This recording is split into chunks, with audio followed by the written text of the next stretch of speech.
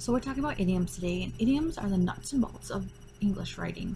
We use idioms to give our writing some voice and color. So an example of an idiom is "It's raining cats and dogs." Can somebody share what raining cats and dogs could mean? So somebody would make a gesture that it means it's raining a lot. So then we would continue with some more examples of idioms, and then I would turn to this book, Even More Parts by Ted Arnold, and I would start reading, and this is where I left my book at home. So even more parts. Idioms from head to toe. Sometimes I wish my stupid ears weren't always open wide. They hear such strange and crazy talk. I'm scared to go outside.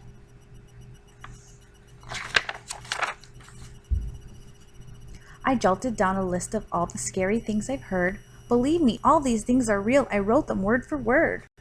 I leave my bedroom unprepared. I have to be a fool. Excuse me now, there's work to do before I go to school.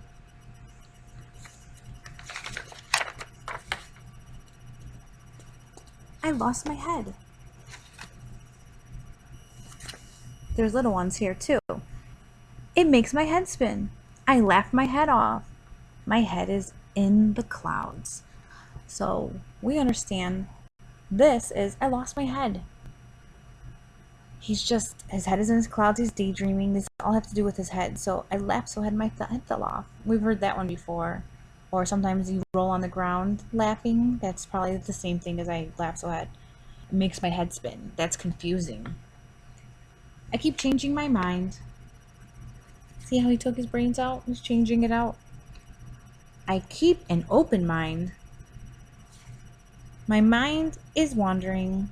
We know it really can't be wandering. We just know that means he's daydreaming. I lost my marbles.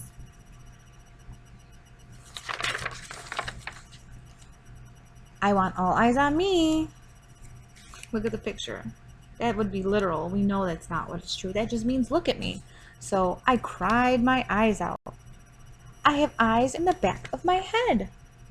My eyes are glued to the television. We know that means you're just watching too much TV. Let's continue. My eyes are burning. I'll give you an earful. Hey, I'm all ears. Look at the picture. All these ears, guys. You think he's all ears? I don't know. That means everyone's listening. Lend me your ear. Here, take it off and lend it to him. He wants to borrow it. My nose is running. We know you can't. Go catch it, right? It's not running. It just means stuff is coming out nonstop. My nose is buried in a book. Keep your nose out of other people's business. Means mind your own business. And I just follow my nose. What does that mean with your nose? Probably that you're smelling something and you're following it to where you're going, or you have a clue and you kind of follow a hunch. I'm tongue-tied. I just got a tongue lashing. Probably something you did wrong and someone's letting you know where you did it. Whoops, a slip of the tongue. Oops, you accidentally shared too much information. I told 10 tough tongue twisters. That was definitely a tongue twister for me. So 10 tongue twisters. Tongue-tied. Don't give me any of your lip. He gave him his lip. Loose lips sink ships. If you tell a secret, you might lose a friendship. I zipped my lips. He literally zipped his lips, so we know that means you're just keeping the secret. My lips are sealed. Again, same thing, keeping the secret. I have a frog in my throat. Probably that you're sick or hoarse. Cat got your tongue. No, it's not literal. Cat doesn't have your tongue, but you just can't talk. No, I have ants in my pants. So we know there's no ants in his pants, but maybe he's wiggly or jiggly. I sang my heart out. And we know his heart didn't just fall out. It just means it sang really well. She stole my heart. Again, not stealing. But maybe she did something great that made him really like her. Come on, have a heart. He's passing out a heart.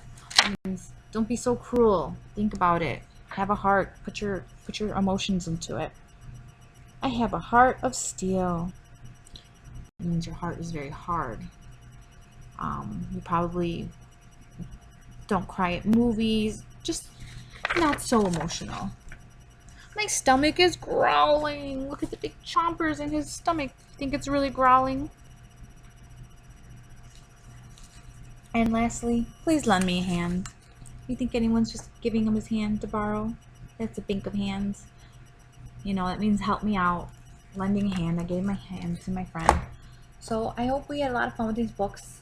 Let's keep practicing paying attention to them while we read, and where they give us, the writer gives voice, gives you a picture in your brain illustrating what they want you to see.